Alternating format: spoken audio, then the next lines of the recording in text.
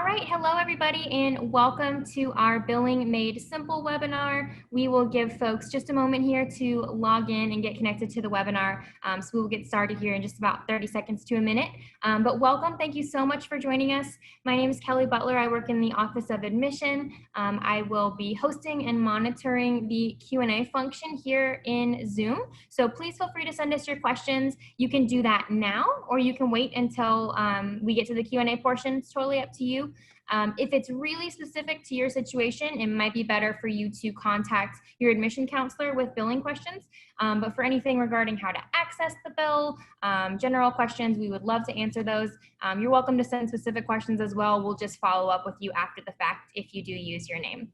But again, if you're just joining us, welcome. I am here with Theresa Keppen, who is our manager of accounting and works with student accounts, and she's going to give us a little bit of an overview of some information to know about billing and payments, and then we will be taking your questions. So glad you joined us. I want to mention as well that we do have a pre-recorded session with Theresa where she shares her screen and walks through how to access the bill in Oasis and does a lot of good information about interpreting your bill and making payments and things like that. So that is a great resource. Students, you should all have access to Moodle. If you don't, let us know. We want to get you access. But it's also on our YouTube page if you'd like to view that pre-recorded session where Theresa walks you through how to access your bill, how to interpret your bill, and different payment options. So I would encourage you to access that as well. It's not too long and it's really informative. All right, it looks like we have most of our participants here. We will see some more come in, but that's totally fine. Again, my name is Kelly. I'm going to monitor the session today as well as work our way through your questions. So feel free to submit questions to the Q&A box when you're ready, and we will be happy to answer those. I am going to turn it over to Theresa to introduce herself and give you a little bit more information, and then we'll be taking your questions. Hi there. I'm Theresa Keppen. I am the accounting manager here at Oglethorpe. I would oversee any billing, or if you see strange charges or something's just not right or you need help with payment, you made a payment, it's not showing, you think you paid too much, too little, I would be your go-to resource for that. The business office is in Lupton Hall. We are down the hall from the hub. So if you ever need to find us, it's there. Also great to reach out by email. It's tkeppen@oglethorpe.edu. As Kelly mentioned, I sort of put together a little tutorial of how to access your bill, basics on how to pay your bill. I'll just show you and share my screen briefly, a little bit of that. Oh, host disabled participant screen sharing. Let's try again.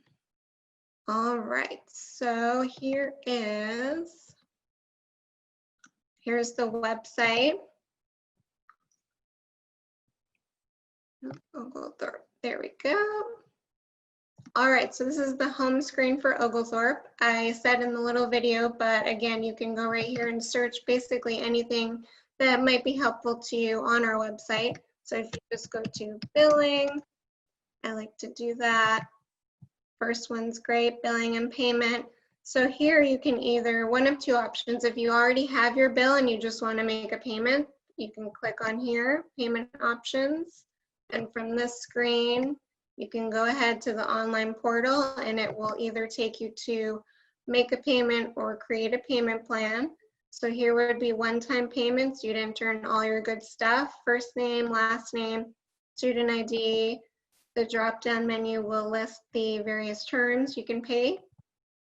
If we go back, billing and payments, you just want to view your bill in Oasis, it would take you to the Oasis home screen. Hopefully everyone has made it there, or you will be soon.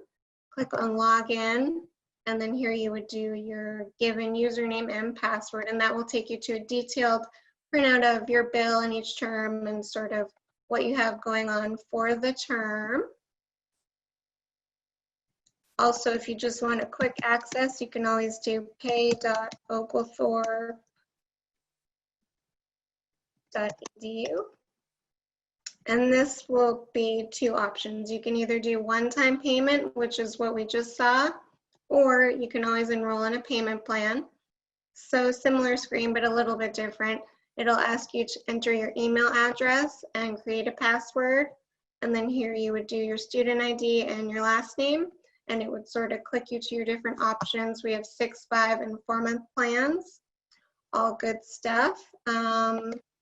Yeah, really, again, I use the Oglethorpe website for multiple times a day, different information, lots of good stuff there. So I highly recommend it if you're ever in a pickle looking for that.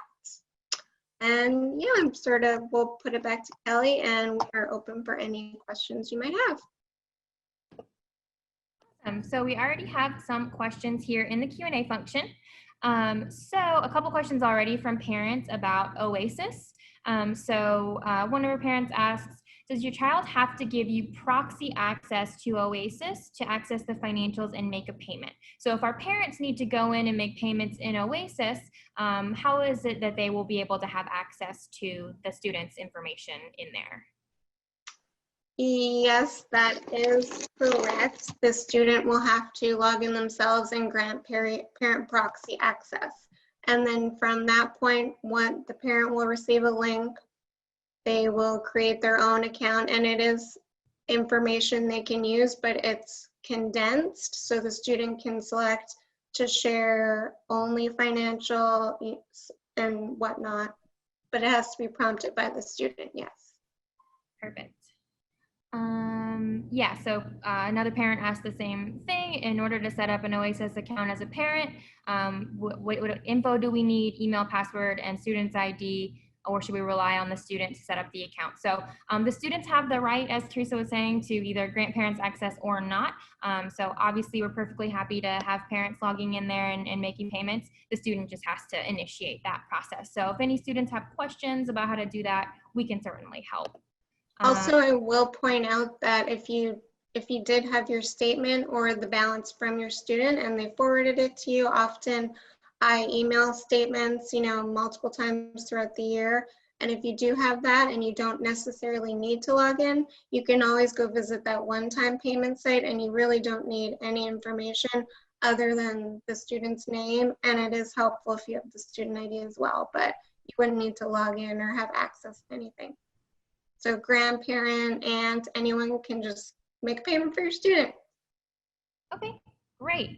And then a couple of parents also wondering if more than one parent can have access. For example, if parents are divorced, can a student grant access to multiple people? Yes, they can. I do believe so. Okay. All right. So if anybody is having trouble doing that later on when they try it, let us know. We'd be happy to help. Let's see. When should freshmen expect their first bill? So many freshmen got their bill yesterday. So this is their statement for their fall semester.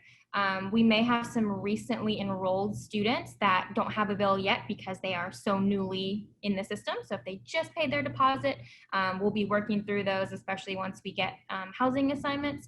But for the majority of students, they should have a bill now. And they should have information about how to access that in the Moodle course. If they haven't checked out the Moodle course yet, please do it. There's tons of good information in there, and we're also sending information by email. Is there anything you would like to mention about that, Theresa? Yeah, that's exactly correct. Usually it is about this time. We might be a little bit behind just because of the coronavirus and everything that happened on campus, but usually around June 1st to June 15th, returning and freshmen can expect to see their statements. The only situation right now, again, is if they were maybe a later admittant or something, and you would contact your advisor if you have that yet, but there are still 20, 30-ish folks who they're still working on their schedule. Perfect. Okay, let's see. So we're asking a little bit more, getting in the complicated questions. So we'll only answer this if it's easy to answer. Otherwise, we can follow up. If two parents are each making payments for a student, can one parent pay their amount up front and the other do a payment plan? So basically what they're wondering is, do you have to do everything as part of a payment plan, or can you pay off a chunk and then pay the remainder as part of a payment plan? Yes and no, that we have had that come up before, and yes, you can go ahead, one parent can just pay their half, and then whatever, you would have to do that part first though, because the payment plan is going to pull that net balance in. So it would be, if you don't make that chunk of a payment, it's going to be the totality of it divided equally. So yes, you can do it, but you just want to make that payment first. Okay, great. So any amount you want to pay up front, pay that, and then we can set up a payment plan for the remaining balance. Somebody is wondering, can I pay by check or do I have to pay online? You can use an old-fashioned check. We don't discriminate. We love any form of payment. You can either mail it in to the university, attention, the business office, or the hub, or come in person. Not right now because we're closed, but the hub takes any form of payments as well. I will say that if you want to pay online, you can use an e-check. So it's virtually the exact same thing. You just take that physical check and type in the numbers, and there's no fee to do that. Perfect. And somebody asked in the Q&A for the link to the payment plan that you showed. So I'm just putting that in the chat. If anybody would like to access that, they can click on this link, or you can easily Google Oglethorpe payment plan and it'll come right up. So there is the link to that. Let's see. When will the bill for room and board be available? So for most of you guys, that should already be on your bill as part of it. So it should already be included. If you are having changes made to your housing assignment, or if you weren't assigned housing and you need it, that'd be a little bit different. But for most folks who have a bill released, their room and board charge for the semester should already be on there. Correct, Teresa? That is correct. Again, I do believe Residence Life Team has a handful of folks they're still working on, but generally I would say 98% of you, if you're in a housing assignment, it should be there. So if you are expecting one, or you know you should have one by now and you don't, you can always reach out to me or Residence Life or your admissions. Perfect. And if you did log in via Oasis, you can click where it says charges and it'll be able to break down everything you're being charged for. So it should have a room and board line item on there for your dorm. It should also be on your statement. So you should be able to see what you're paying for what item. All right. Can you explain how the payment plans work? Are there additional charges for using this option? The only additional charge is the initial setup fee, which is $55, and you pay that directly upon enrollment to that third-party provider, and anything else, it's interest-free, and it's just equally divides your total bill divided by the number of months that you choose. You can use that link we put in the chat there. Anytime moving forward. If you do want to use the 6-month payment plan option, we do recommend that you make your first payment this month, and that's so that you don't have a month period where you're doubling up on payments in order to start your next semester's payment plan. So if you can make your first payment this month, that's what we would recommend, so that you are finished up before the end of the semester. But we also offer 4- and 5-month payment plans too. All right. Yeah, so just to touch on that, Kelly's correct. So if you are always going to want to be on a 6-month plan, you are strongly advised to just go ahead and plan that out accordingly, because as she mentioned, the 6-month plan, it always has to end when the term ends. So that would be December. So 6 months would be payments in July, August, September, October, November, December. But the caveat to that is, if you need another 6-month payment plan for your spring term, when it comes up, that first payment installment is December. So you would have essentially your last payment for fall in December and your first payment for spring in December. And December's already a heavy month for everybody, of course, with the holidays. So it's just kind of a tricky one. You have to plan that out, either if you can do a 5-month plan and then a 6-month plan, or just plan really well for that. Exactly. Okay. Somebody asked about how they can find their student ID. So it depends on which ID. If they're asking for your ID number, that's going to be in the email that we sent you about housing. It should have your ID number. It starts with a 08.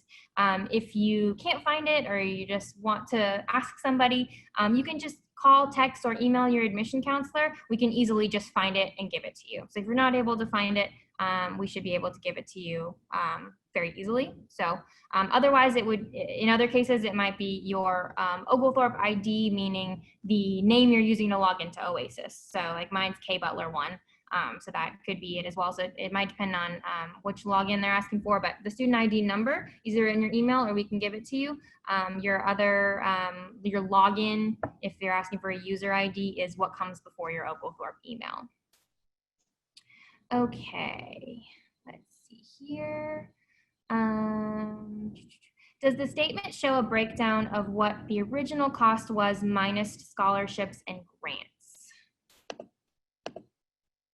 It does, but it's separated out. So to the left is going to be all the charges, and then to the right will be all the payments / credits and scholarships. So yes, there will be line by line items and breakdowns, or within Oasis, you'll soon see, you know, charges, you can select a drop down, payments, scholarship is a separate tab drop down.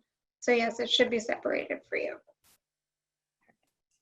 Okay, when is the first bill for freshmen due? So we mentioned this already, that the bill should be available to you now in most cases, and that if you want to do a 6-month payment plan, we recommend you do it first payment this month. But for other folks, if they want to pay in full or have other thoughts, when should they plan to start making payments or make their payment in full? What's the due date, basically? Yeah, the due date for fall term is August 10th of this year. So you would want to either be enrolled in your approved payment plan or paid in full, or you've reached out to us with your circumstances, basically either paid or we know when and how you plan on paying by August 10th, if possible. Got it. All right. Is there a service charge if paying by credit card? Yes, there is. It is a 2.99% per transaction. All right, and no fee via check or e-check, correct? Correct. All right, so you can do that if you like. How can we use Florida Prepaid plan to make payments? The first step in that is contacting Florida Prepaid with your intent to enroll. After you do that, you send them the university, our information, and then they reach out to us with a documented letter of your student's name, usually, you know, birth date, other information. And then from after that point, after the add drop period, we then invoice Florida Prepaid. And then in turn, a few weeks later, they'll remit a check for any eligibility that your student may have. So all in all, it is a not lengthy process, but a good couple months maybe to get that payment posted. But the key is to just be proactive and reach out to them so they can sort of start the process. Okay. This student has pending charges for Hope and Zell scholarships and wondering when will those be finalized? Will my fall bill change? So for folks who have pending aid on their bill, when should they expect that to be finalized, and is there anything they need to do? There is generally nothing you need to do. If you see it pending on your statement, that's good. That's what we want. Every student has the same, not the same amounts, but their all aid shows as pending until after that add drop period when everything is set and schedules are no longer subject to change, and then it'll officially post. It should very rarely change after you see it pending on your statement. All right. Will we get a breakdown of the charges in the mail, or is everything only going to be available online? Mostly everything is online. We do make the exception that we send freshmen their statements at this time once a year. That's really the only time you'll ever see a mailed statement. Okay. So you can expect that in maybe 2 weeks. I think they're scheduled to go out next week, and then whatever home address we have on file for you, a paper copy will be mailed. All right. If paying out of a 529 directly to Oglethorpe, would we use Flywire? So do they use wire transfer? Or how can folks pay if they want to use a 529 account? I've never received a 529 through a Flywire. We use Flywire generally for international payments. Every 529 plan that I've been worked with, you just let the company know and they mail a check to us. I've never experienced an issue where they couldn't issue a check. Okay. If you did come across that and they were giving you a hard time, they just don't do checks anymore, we could always provide some sort of, electronic information for them. Perfect. Okay. What is the penalty for being late for payments? Freshmen, we're generally a little more lenient for your freshman first fall term anyways. You will be notified at least 30 days ahead of any, potential late charges, but, going forward in your Oglethorpe term or career, it's usually $100 a month. Right. And we always try to be understanding, so let us know if there's an issue. We don't typically just drop students or anything. If they're late on a bill, we want to work with folks. So absolutely. We really just want you to be as communicative as possible and as early as possible so we can all be on the same page and on board and on track, keep you on track and enrolled so you can really focus on, what you're there for, your studies. Perfect. Everyone's nice, I promise.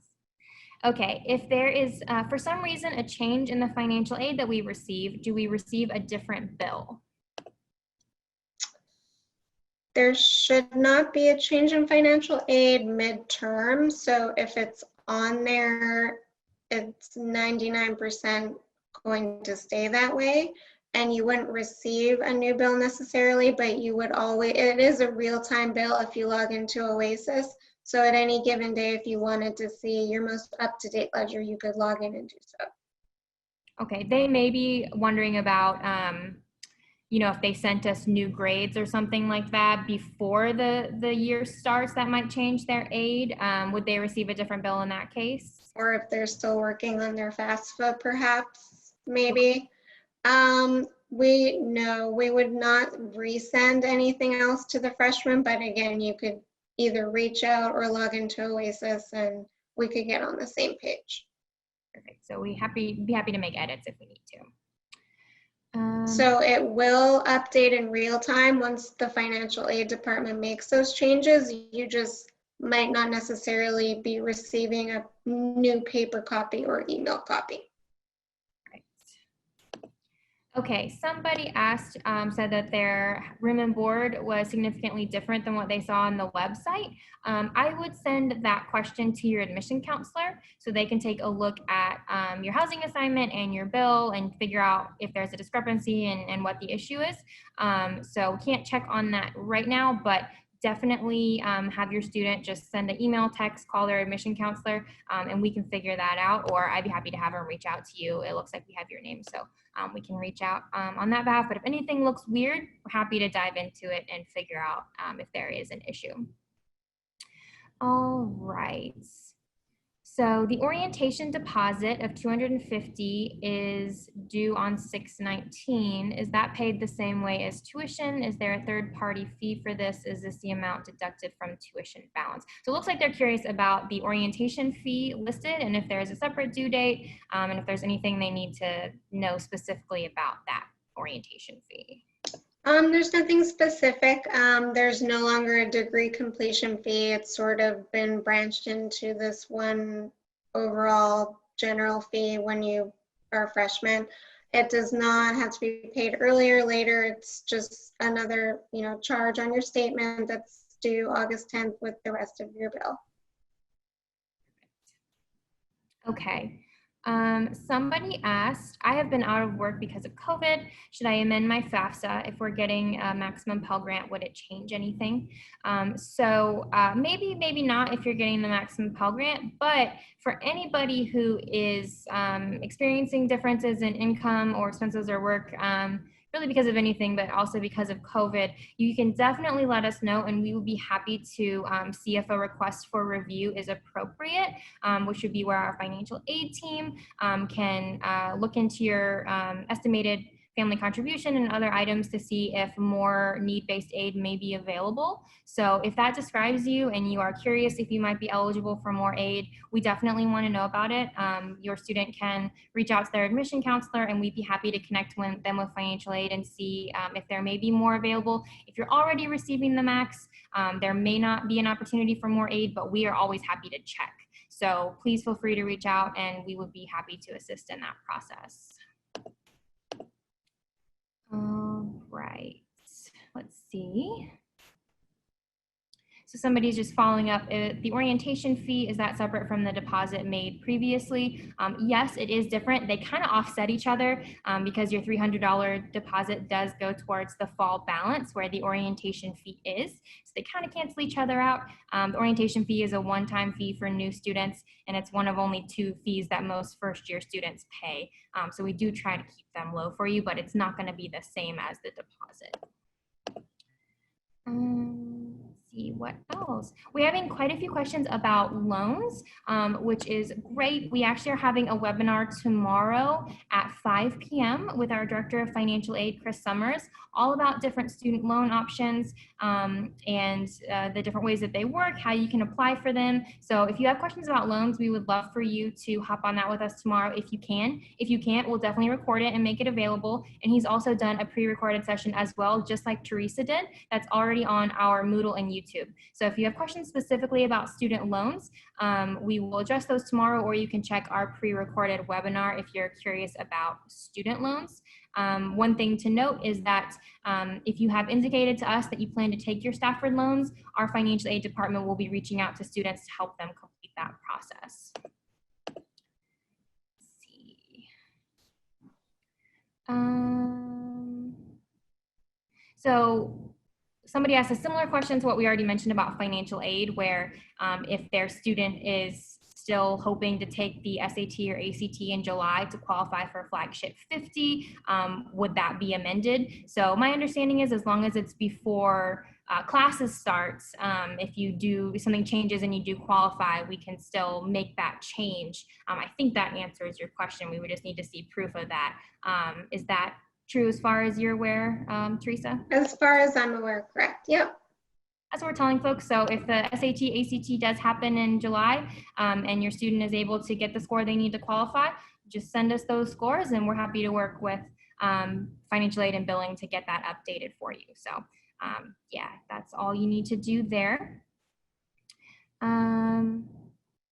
Somebody asked, is there a fee for a payment plan? If so, what's the cost? So as we said, that's $55 per payment plan, not per month.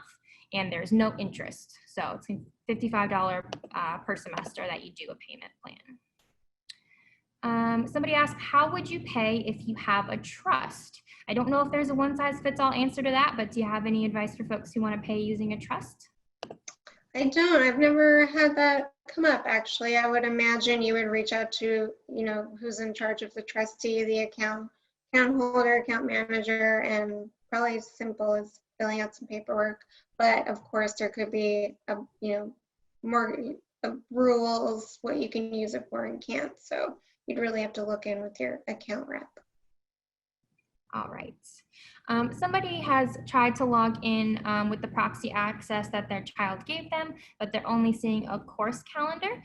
Is there a way that the student can give only the course permission, but not financial permission? Or is it probably an issue of where the parent is looking? Do you know?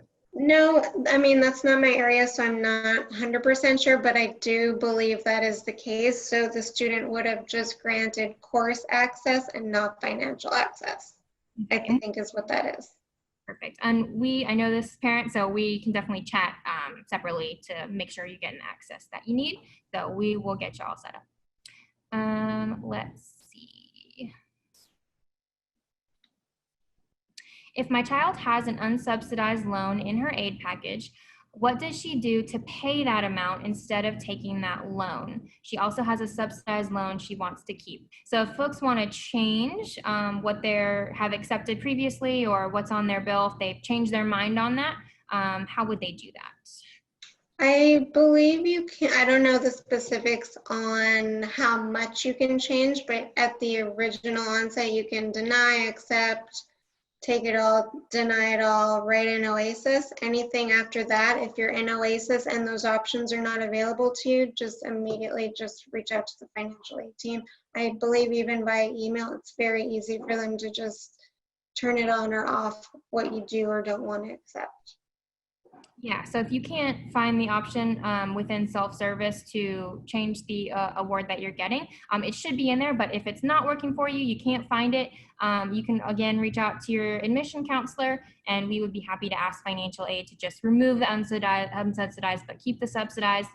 That's totally fine. It's certainly, we have plenty of time to do that if you want to do that. Okay.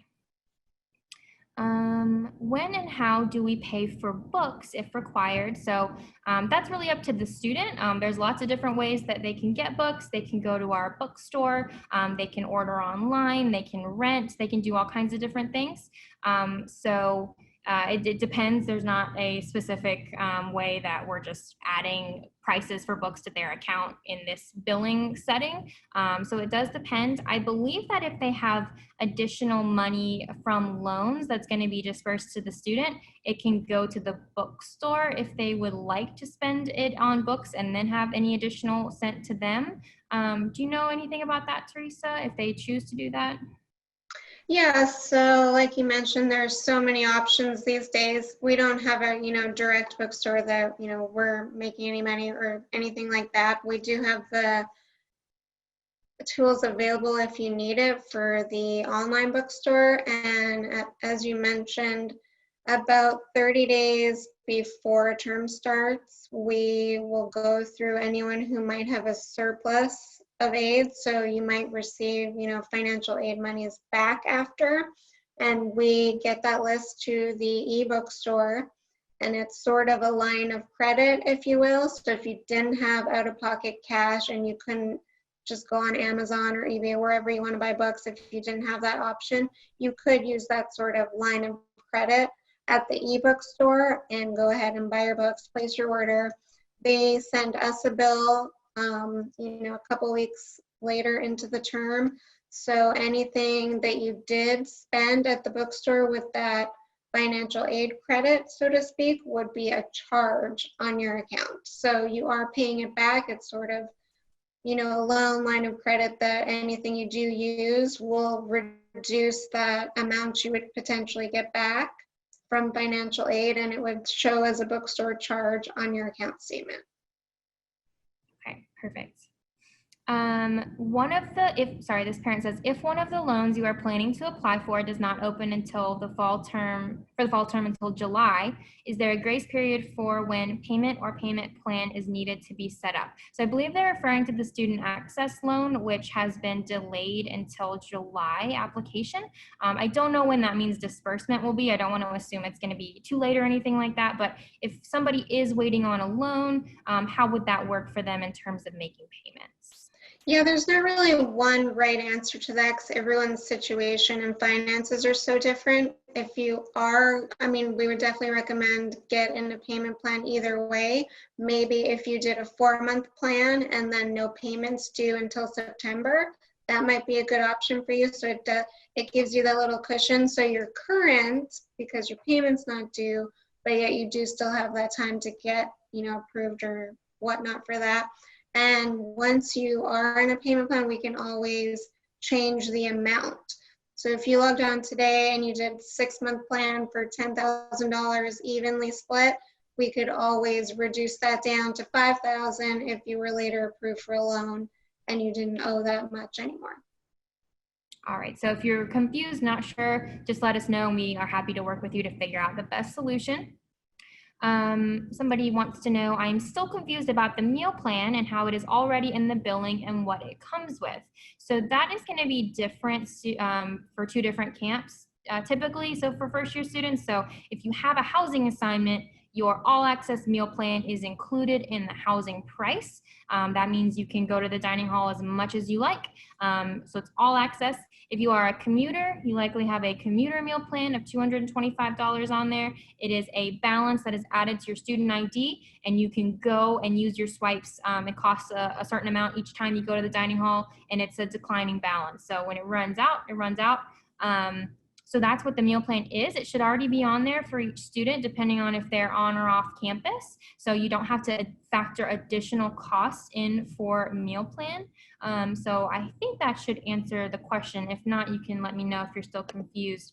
Is there anything you would want to add to that, Theresa?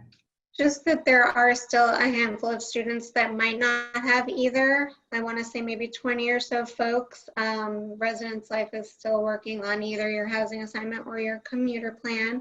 If you had a commuter plan and you ran out of your 225, you can go to the Oglethorpe website for dining options, and you can, maybe look into different type of plan or reload. Yeah, if you did want additional. Perfect. If I sign up for a payment plan, but then I decide I can pay in full, can I change my terms? So could they pay off a payment plan in full, or could they pay it off without continuing their payment plan, or how would that work? You absolutely could. We wouldn't refund the $55 because it's not us, it's the third party company. So you would sign up, but you would essentially lose your $55 enrollment fee. But yeah, you can pay it off early, whatever works for you. Where is the payment date listed? That date of August 10th is listed on the billing website. I don't know if it's listed anywhere on the specific bill, but it should be on some of the communications you get. Is there anywhere else they can find that date? No, I mean, our office sends out communications, which we let you know of all the deadlines. I don't believe it's on the actual bill, but it is on the website and the hub and the billing page. Great. So if you forget, just let us know. We'll be happy to remind you, or we can check the billing page. Can you use subsidized and unsubsidized loans? Yes, you can. You're welcome to accept both forms that you've been offered if you're offered both.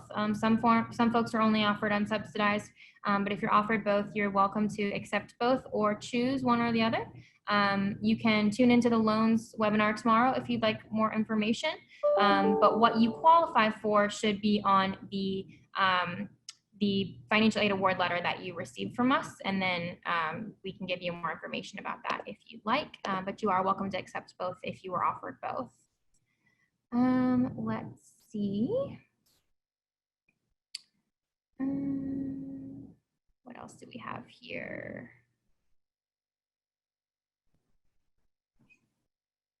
Okay, most of these questions are about making payments to loans, which, as I mentioned, we can cover tomorrow. It's a little bit more of what we want to chat about tomorrow, or you can review the pre-recorded session in Moodle if you can't make it, or we'll be happy to chat with you one-on-one. But we will be diving into more about that tomorrow. When do students find out what books they need for classes? Probably depends a little bit on the class, but I mean, they'll definitely find out when they are here for their first week. I don't know if some professors send out lists beforehand. I'm not sure if that tends to happen. I think maybe they can view it on the bookstore website at times. I believe it's professor-based. Yeah. So you don't have to show up your first day with books. That's not required. Students often make changes through drop add, so it's not necessarily expected that you would have your books on day one, but you're able to get them once you've gotten enrolled in the class and things like that. If my GPA changed, would my scholarship amount change? So that depends on what scholarship you're receiving. And we can't say specifically for all of them. So like Hope Scholarship, for example, and Dell Miller Scholarship have requirements. Most of our internal scholarships require that you maintain forward progress in your degree, which we can talk more about, but we're not trying to yank your internal scholarships from you. But they can change depending on if we see certain GPAs. But would you like to answer any part of that question, Theresa? No, that's correct. It's very specific to each scholarship and each student and the grade and the threshold that they, go below, assumingly. The institutional aid, I believe, we really just want to see satisfactory progress. But again, like the Hope and the Zell, if you go below a certain GPA, yes, you do have potential to lose that funding. Yeah, if you'd like to have your counselor review each award that you're getting and tell you if there's a GPA requirement, let them know. They're happy to walk you through it. They should know if there's a GPA requirement on each. So we're not trying to blindside you or yank your aid at all. We would be happy to review that with you beforehand so you know what you want to be shooting for. Hope Scholarship, though, you do want to maintain a 3.0 each 30 credit hours to make sure you're still receiving the Hope Scholarship. Also mention too, just to keep in the back of your mind, dropping classes or staying above full time. A lot of students don't realize, you know, if you change or drop or whatnot, but you do drop below full time, you will see a reduction in your overall aid. Yeah, so make sure anytime you're considering dropping a class, talk it over with your professor and your advisor first. We don't want you doing anything that could affect your aid later on down the line. So we want to talk with you about that. If it's not going to affect you, we can talk about that, but we want to talk about all options before you make any decisions there. Is there a recording of the beginning of this call? Yes, we are recording this session. We will make it available to you. So we'll be posting it on YouTube and putting it in Moodle for you guys to watch. So if you missed it or you'd like to watch it again, we definitely will have a recording of it. So don't worry, we've got that for you. If we have federal work study on our financial aid form, when will the process for that start? That's not fully Teresa's area, I don't think, but do you know anything about that? I don't know much. It's separate from your statement though, so you will never see that on your statement or in Oasis. I don't believe it's separate, and you would be eligible and you put in the working hours and then it's a separate check payment. Yeah, so if you have questions about that, specifically let us know. Typically, students who are awarded that will get more information closer to the start of school and how they can apply for those jobs. It is still something that you have to apply for. So just because you're awarded federal work study doesn't mean you just get money. You do have to apply for the jobs and then go to work. So we can talk more about that if that describes you. Let's see, what else? What might be a reason our payments get refunded automatically? Not sure if that question is missing a word or two, but is there a reason they might have a payment refunded automatically? No, I'm not sure if I understand the question fully. I don't think so. I don't understand either. If that was your question and you want to clarify, you're more than welcome to. If there's something you're curious about, if you might get a refund. Like a financial aid refund? Maybe. Like if there's a credit after, you know, I was kind of talking about that. Yeah, after a drop, you know, a few weeks after that, anything, you know, over a zero balance, we would refund in the form of a check back to the student. We don't have any automatic sort of electronic payments that we do. We issue checks and you'd be notified. We communicate it with you and you would pick it up from the hub. Great. Let's see. How do you know if you are eligible for work study? So that's kind of a different process. If you were awarded work study, it would likely already be on your financial aid award letter that we submitted to you.